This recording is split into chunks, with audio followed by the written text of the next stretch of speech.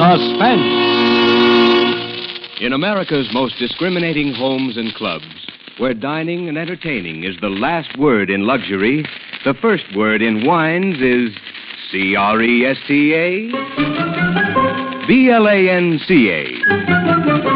Cresta Blanca.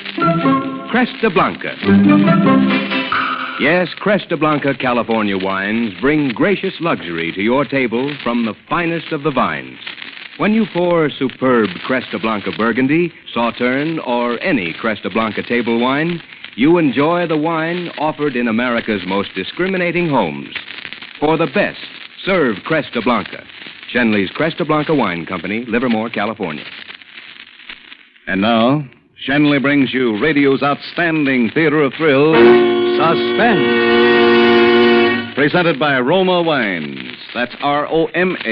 Roma Wines, for your everyday enjoyment.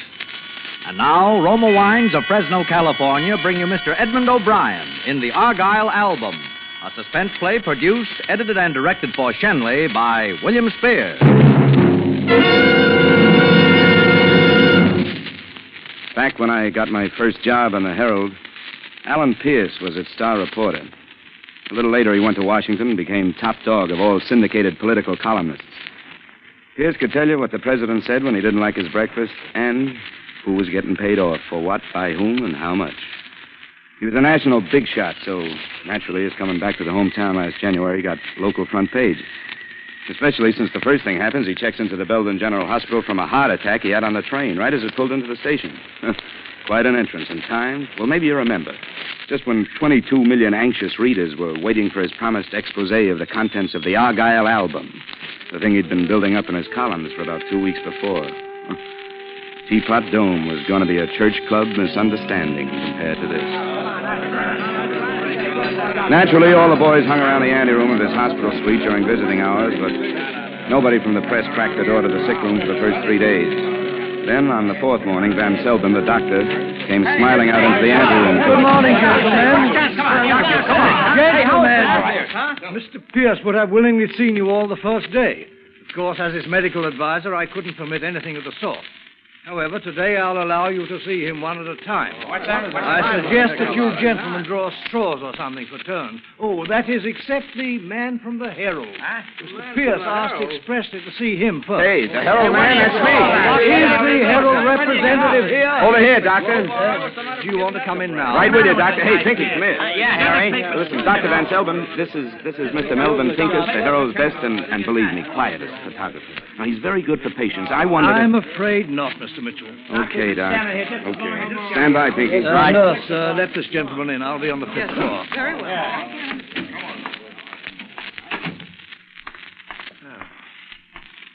Hello there. How are you, sir? You're Harry Mitchell, aren't you? That's right, Mr. Pierce. Come on now, make it Al. All right, Al. So you're young Mitchell. Uh-huh.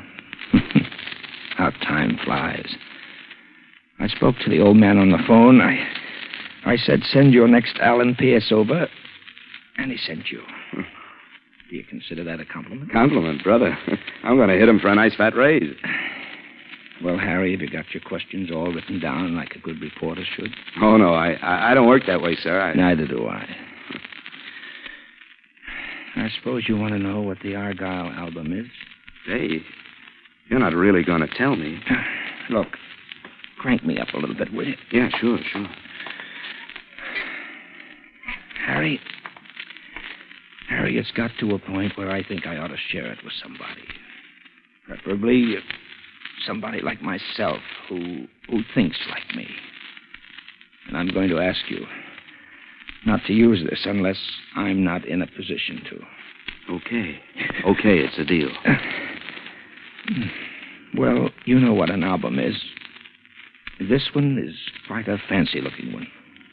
Tooled, white leather bound, and a flaming crimson double-headed eagle crest etched on the cover. It's an impressive item. Maybe you better take it easy, Mr. Pierce. You were going to call me Al. Okay, Al, but honest, maybe you better... I'm all right. I'm a little dizzy. Want the doctor? No, just a drink. A drink of water, please. He lay back on his pillow, breathing terribly. There was a thermos on the bedstand that turned out empty. I grabbed a glass and ran into the bathroom, filled it from the tap. I'll be right there, Al.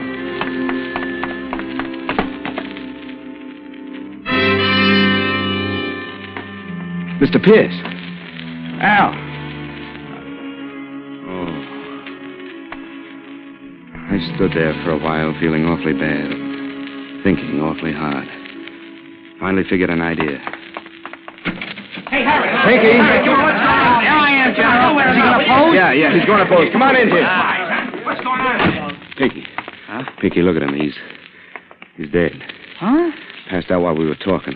This is our beat. It's big. It's a scoop. I don't want those other tin horns out there cutting in. What are you going to do? I'm going out and phone. You stay here and don't let anybody in through that door. You're not letting me alone with him. An old hound like you, are you kidding? I don't like it.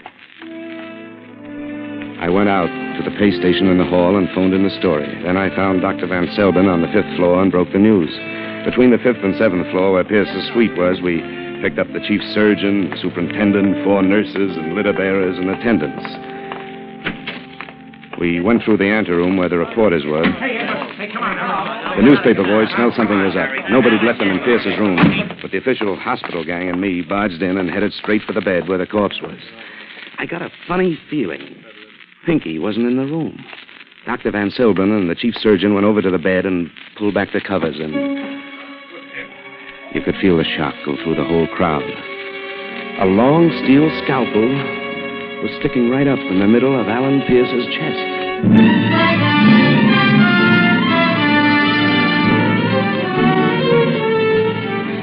An hour later, Lieutenant Horslip Sampson, who was top man in homicide, strutted in and took over. He got the story from us and just sat there for a while, thinking, very professional, exuding brilliance. Then His Majesty rose and spoke. Dr. Van Selben? Yes, sir. In your opinion, did your patient die from a heart attack, as our reporter friend here claims, or from the knife wound? I really can't tell you yet.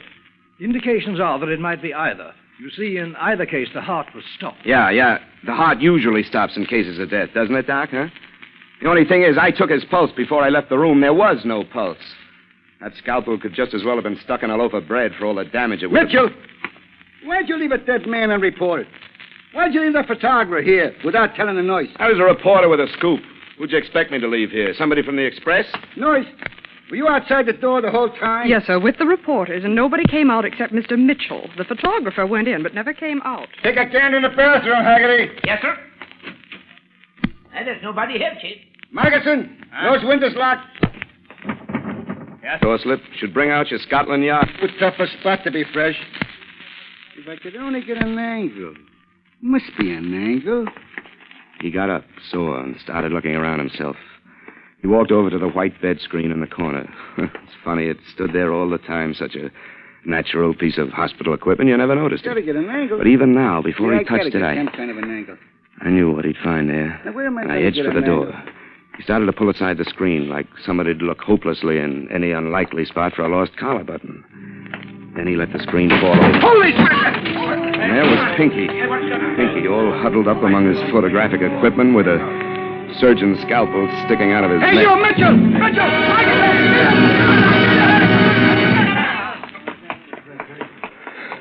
I yelled to the reporters in the anteroom that they could go in now. The crowd coming out after me met the crowd going in, and I was in the corridor while they argued it out. I was around the corner and in the elevator before the cops could get through.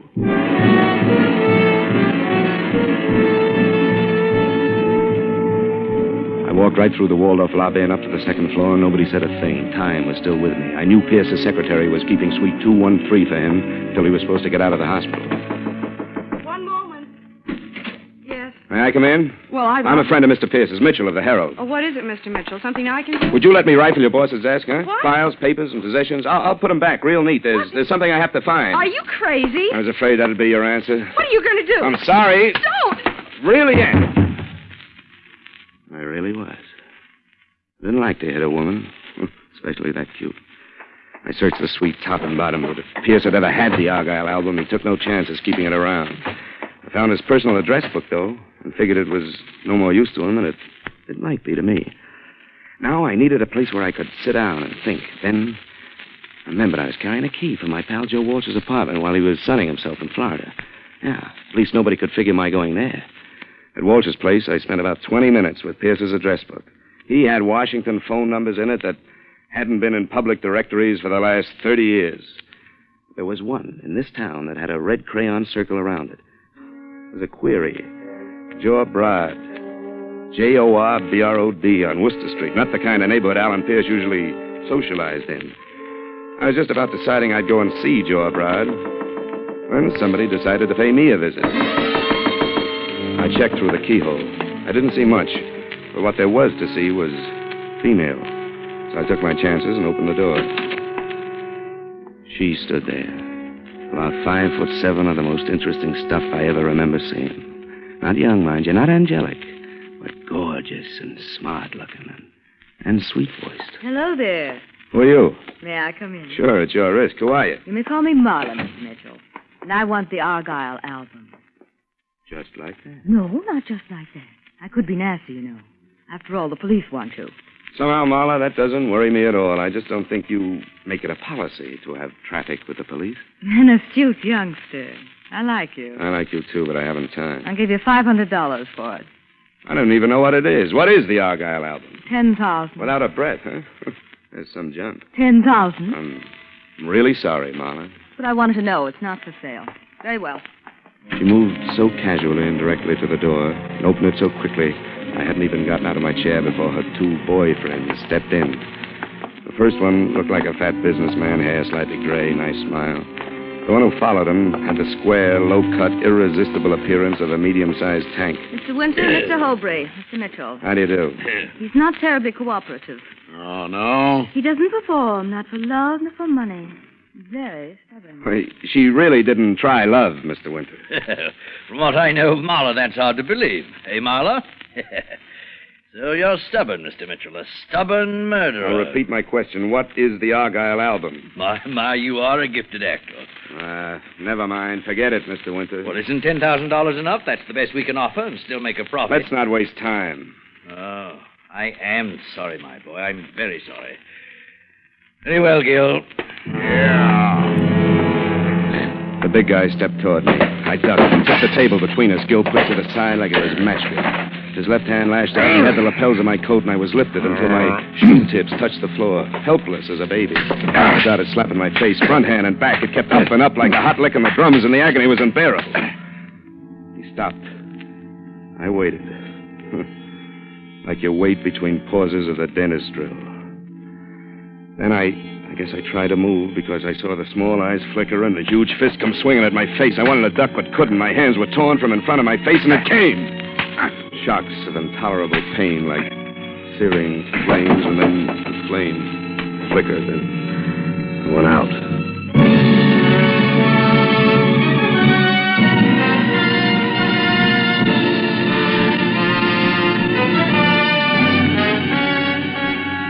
For Suspense, Roma Wines are bringing you Mr. Edmund O'Brien in the Argyle album. Roma Wines' presentation tonight in radio's outstanding theater of thrills, Suspense.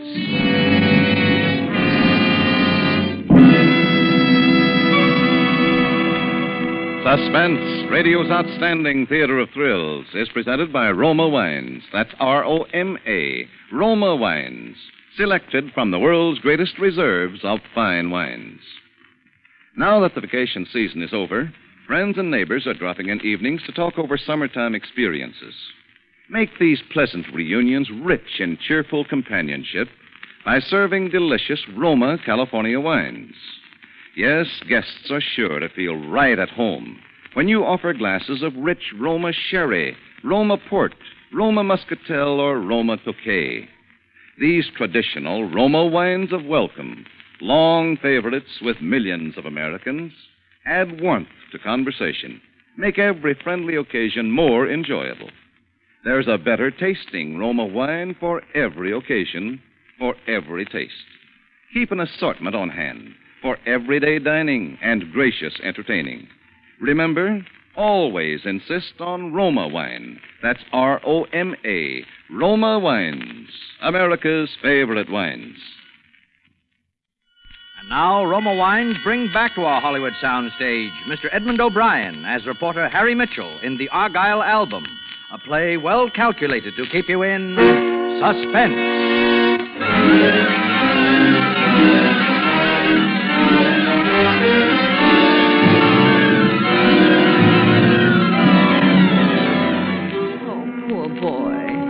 I was in the bedroom of the apartment, and Marla was bathing my forehead with a damp handkerchief.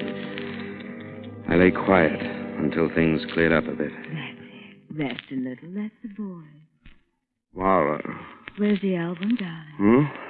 Where's the album? I swear I don't know. I don't know. You don't want me to call him again, do you, Harry? No, please, no. It's in the kitchen. Huh? I'm supposed to help you wake up and then... No, don't. But if you haven't got it, do you know where it is? I swear, Marla, I swear. I don't even know what it is. All I know is it's tooled white leather or something. You don't? Well, all right, here's what I know. Winter found it originally. He was in occupied Europe then. He doesn't admit it, but I think he was the leader of a looting party after an American raid. It was a sheaf of documents recording the transfer of large sums of money by certain individuals, both German and American. Big men who wanted to make sure that they'd come out right no matter whose armies won. Winter knew that he'd found a fortune that day. Fortune in blackmail. Well, what happened? He kept it in a public locker in a bus station. Normally the safest place in the world. It was in a town down here in Virginia, Argyle. On a minute to one twist, he lost it. A gang of young hoodlums blew open that section with a dynamite stick. And it's been missing ever since, until Alan Pierce started hinting about it in his column in the international scandal it involved. So when Pierce died, you see, Winter had a right to suspect that Pierce's murderer might have the album. Naturally, the big man wanted it, too. Lots of people want it badly. Including me. You? What for? Resale value. I see. It's a decent motive. I'm a decent person. Yeah. Yeah, you are. Come here. Oh, you're nice. You're a nice boy. You know, I can just press my thumbs here at your windpipe and you couldn't even yell. I thought of that. You're not kidding me. That's the excuse I'll give to Winter. That you choked me and I couldn't yell. You get on the fire escape and I'll give you plenty of time before I call. I don't figure what's in it for you. We'll see each other again, won't we? You'll find it. Hurry. Okay, honey. You asked for it. Not too hard. It was a funny experience choking a woman deliberately. I squeezed pretty hard, scuffing bruises at her throat to make it look good. I got so mixed up I didn't know what I was doing. I took her once and kissed her very hard. I rumpled her clothes a little and mussed her hair, and when she looked pretty battered, I kissed her again, and I crawled out in the fire escape and down. I gave the cabbie the Worcester Street address from Pierce's book. It was a junkyard. Joe Broad's junkyard.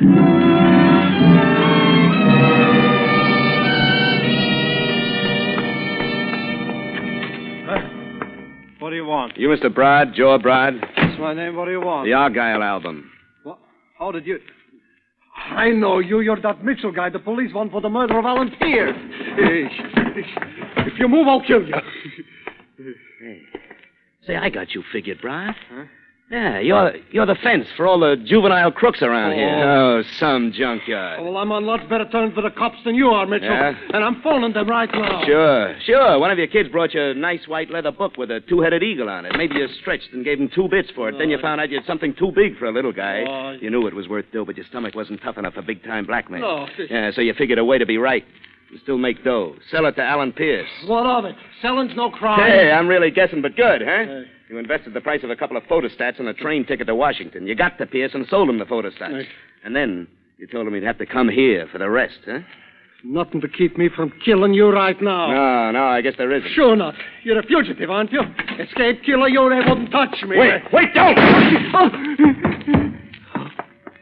Don't you even say thanks when your life is saved? Thanks. And nice shot. Don't mention it.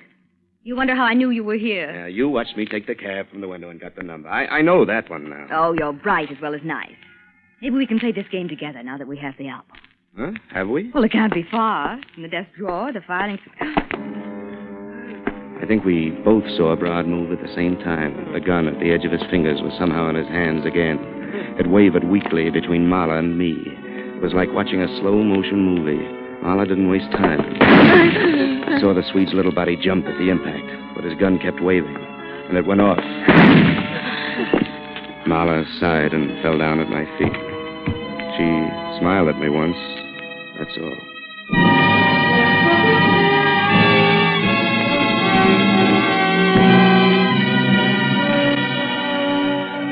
I walked through 3 cops in the hall of the police station, getting no more reaction than a nod of greeting, and into Horslip Sampson's office. Thanks for the phone call, Mitchell. But you gave us a bum steer. What's your angle? Bum steer. I saw the shooting. We found a woman. Very dead indeed. But there was no man. Joe Bra? He didn't look alive when I saw him last. Well, he wasn't there. I'm only telling you. And what do you expect us to do with you? Well, book me on suspicion of murder. The murder of who, may I ask? Alan Pierce, naturally. You, want to confess? It's not bargain day today, Lieutenant. Oh, it was just an angle. Look, did the autopsy on Pierce come through? I was wondering why you gave yourself up. Yeah, he died of heart failure, like you claimed. But only because he was so loaded with dope, even a normal heart would give out. Dope? You mean poison? Oh, same thing, too much medicine. And Dr. Van Selben, the one who dosed him, has disappeared. Took a powder. You're not even runner-up a suspect now, Mitchell. Heart failure. Heart failure. But then why the scalpel? Why? Whoever stuck that scalpel into Pierce wanted to create suspicious circumstances around the death, so they'd be sure there'd be an autopsy. Hey, that's an angle. Yeah, but how about Pinky? And how did the murderer get in and out of the room? How? Look, Mitchell, you want to be held? No. Then stop asking questions I can't answer. Go on, beat it.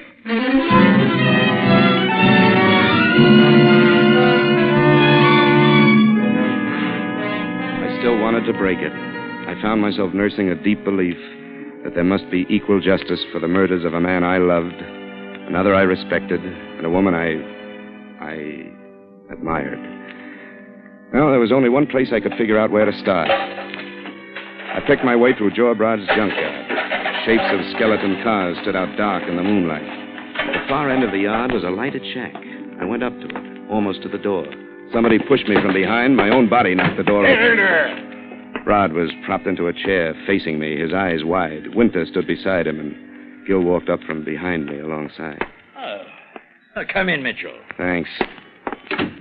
Well, Mr. Mitchell, this is a proper ending. Another demonstration of the ascendancy of will. Is he alive? Who? O'Brod here? No, not now. He was very weak and had no resistance, but we learned what we needed. He had the album quite cleverly hidden. But we have it now. Oh, yeah. You want to see it? Thanks. Say, who hired Dr. Van Selven to kill Pierce? A very powerful and very wealthy individual. Most concerned with retrieving the album, Mr. Mitchell. But you didn't want it to be heart failure. You wanted to force an autopsy. That's why you stuck the scalpel into the corpse. That's rather clever of you, Mr. Mitchell. And in the hospital, you were dressed as an attendant, right?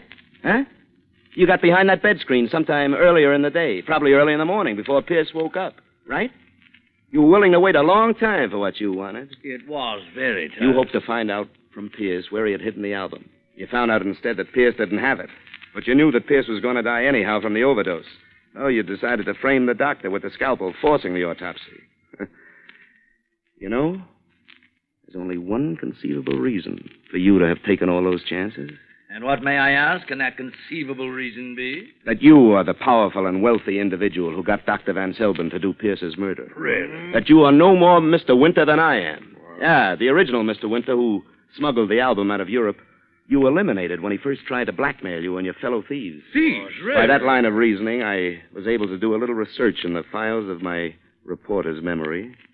And in spite of the fact that you have no mustache and there are several other slightly physical changes that could be easily adjusted, you have an amazing resemblance to the very powerful, very wealthy Mr. Gerald K. Avery.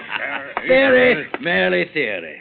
But isn't this indulgence in violence a strange occupation for a man like Gerald Avery? Not at all, Mr. Avery. Man doesn't become an international power by going to Sunday school every week. You decided nobody could do your dirty work better than yourself. I suppose you felt you needed help, so you got a professional adventuress like Marla to work with you on the grounds that you yourself were an adventurer, a blackmailer. The same goes for Gil here. Your time's run over, Mitchell. And Pinky, yeah.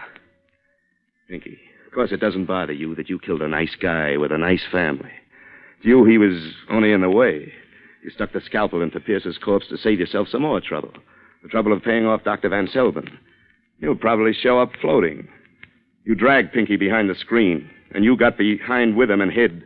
Then when all the doctors and attendants broke into the room and rushed around Pierce's bed, you stepped out casually from behind the screen and mingled with the crowd.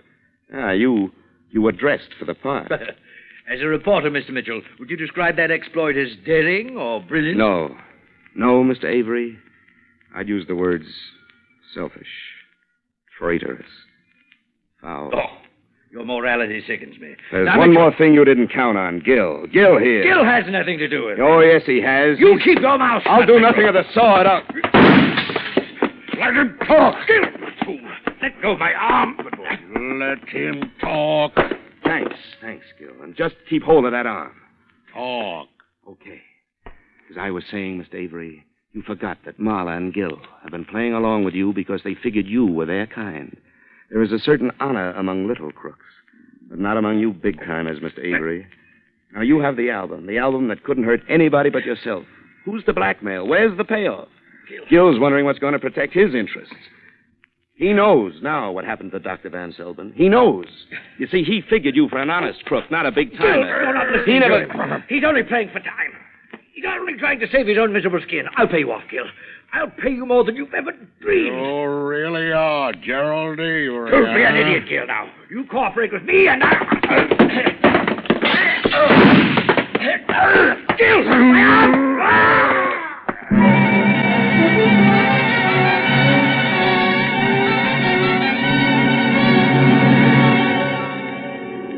That was a bad mistake of Mr. Gerald K. Avery.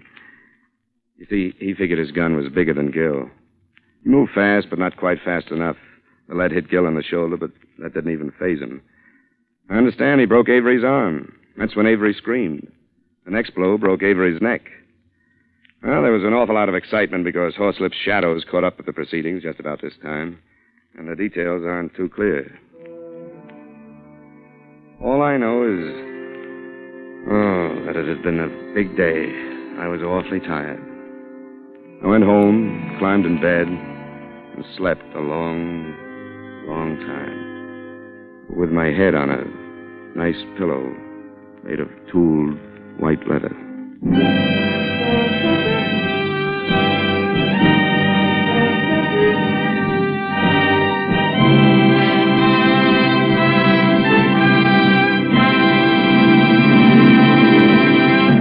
Suspense. Presented by Roma. That's Roma. Better tasting Roma wines, America's largest selling wines. Whichever Roma California wine you choose, whether it's nut-like Roma sherry, fruity Roma port, or any Roma wine, you can be sure of better tasting wine every time. That's because Roma selects and presses the choicest California grapes. Then, Roma master vintners with ancient skills and America's largest winemaking resources unhurriedly guide this luscious grape goodness to tempting perfection. Then, this wine treasure of better taste is placed with mellow Roma wines of years before to await later selection from the world's greatest reserves of fine wines for your pleasure. So, for everyday enjoyment or friendly hospitality, serve delicious Roma wine. You'll find all Roma wines delightful, inexpensive, and always better tasting. That's why more Americans enjoy Roma wines, that's Roma, Roma wines, than any other wines in the world. Edmund O'Brien appeared through the courtesy of Universal International Pictures, now releasing Something in the Wind starring Deanna Durbin. Tonight's suspense play was by Cyril Enfield. Next Thursday, same time, you will hear Michael O'Shea as star of Suspense.